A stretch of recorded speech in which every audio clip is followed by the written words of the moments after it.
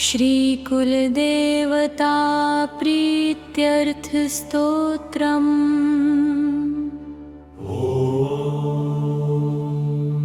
श्रीगणेशाय नमः। गुरुभ्यो नमः। कुलदेवताभ्यो नमः। मङ्गलाचरणम् वन्दे कुलस्य देवेशम्। भक्तानुग्रहकारकम्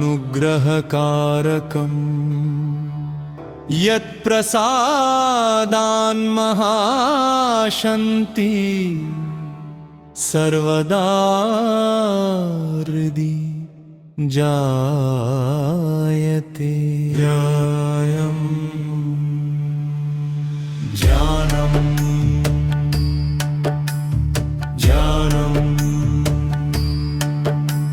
ध्यायेत् कुलाधिदेवं तं दिव्यतेजो विराजितं। करुणामृतसम्पूर्णं भक्ताभीष्टप्रदायकम्। शुभाभरणसंयुक्तं प्रसन्नवदनं विभुम्। कुलरक्षाकरं देवं सर्वमङ्गलकारणम्। विनियोगः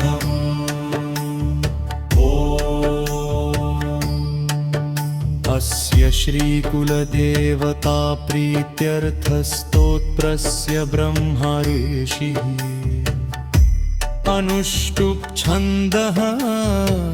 श्रीकुलदेवता देवता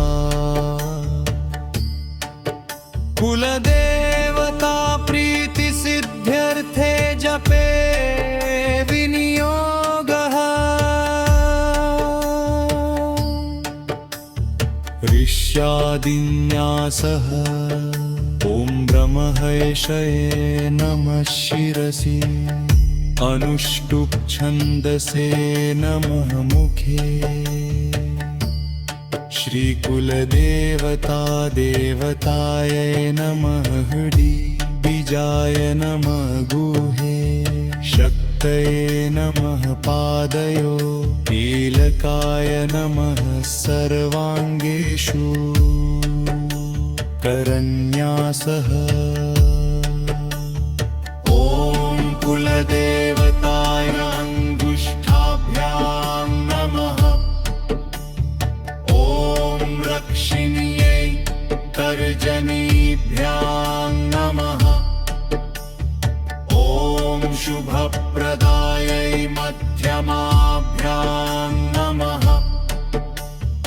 ॐ करुणामय्यै अनामिकाभ्यां नमः। ॐ प्रसन्नात्मने कनिष्ठिकाभ्यां नमः। ॐ नमः करतलकरपृष्ठाभ्याम् अङ्गन्यासः। ॐ कुलदेवताय हृदयाय नमः। ॐ रक्षिण्यै शिरसे स्वाहा।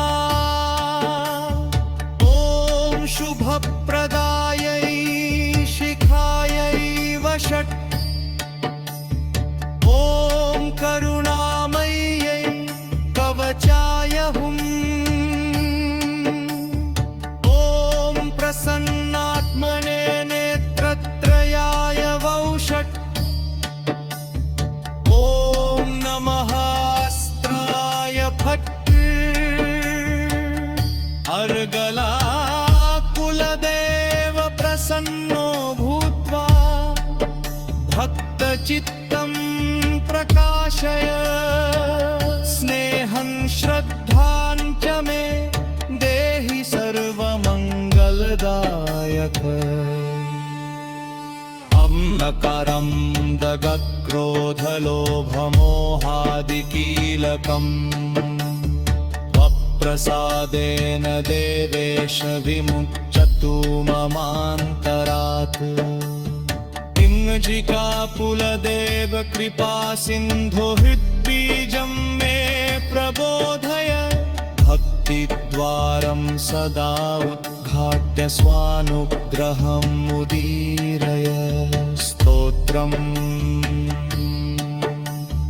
जय देवकुलाधीश जय भक्तार्तिनाशन जय करुणया पूर्ण जय सर्वार्थसाधक त्वमेव कुलपालश्च त्वमेव शुभदायकः त्वमेव हृदि मे नित्यं विश्वासस्य निवासभूः तद्भक्त्या निर्मलं सुरम् मद्भक्त्या जीवनं शुभम् मद्भक्त्या वर्धते नित्यम् धर्ममार्गः सनातनः यत्र ते स्मरणं नित्यं तत्र श्रीर्निश्चला ध्रुवा यत्र ते पूजनं भक्त्या तत्र शान्तिर्निरन्तरा दुःखदारिद्र्यभयघ्नत्वं विघ्नजालविनाशक कुलदीपप्रदीपस्तव ज्ञानभक्तिप्रवर्धक मातृवत्पालयस्व त्वं पितृवत् परिरक्ष माम् सखेव मार्गदर्शितं बन्धुवत् सुखदो भव प्रसीद कुलदेवेश प्रसीद करुणानिधे त्वदीयदासभावेन जीवनं मे सफल्यताम्